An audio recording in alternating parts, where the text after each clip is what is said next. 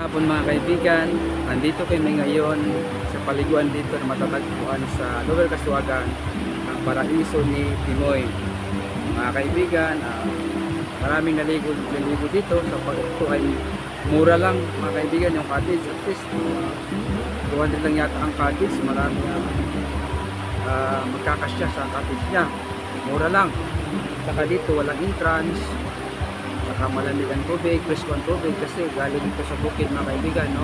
Tingnan nyo mga kaibigan, no? Maraming naliligo sa bandang unahan, maraming naliligo sa bandang unahan mga kaibigan. Tingnan nyo, saka available pa ang dito, available masyado ang daan dito pag galing na highway, talagang okay, hindi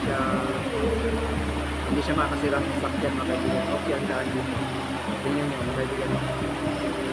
May mga cottage mga kaibigan, cottage sa unahan, cottage dyan sa taas kaibigan, cottage dyan sa taas mga kaibigan, tapos dun din sa ayan, mga cottage dyan mga kaibigan. Dito po yan, may mga pindahan dyan na bilhin natin pagbilhan ng ating mga kailangan kung ano man, no? Gusto mo kumasa ng pagbilhan, mayroon mga kaibigan, diba? So ito mga kaibigan, ito ang upper portion na, doon mo ipaparada yung sasakyan mo. Saka malaki yung parking dyan, walang parking fee. Ito ang liguan na dinadayo talaga ng mga tao dito sa iba't ibang panig dito sa Davao Oriental kasi mura lang eh. Saka available, no?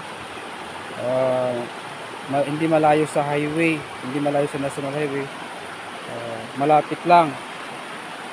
So talagang sulit na sulit ang paliguan nito mga kaibigan, no? Tingnan nyo, fresh na fresh ang tubig na galing sa kabukiran, no?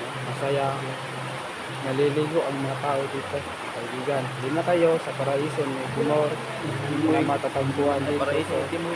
Paraiso ni Timoy na matatagpuan dito sa Lower Casuagan, sa Banay-Banay, Davao.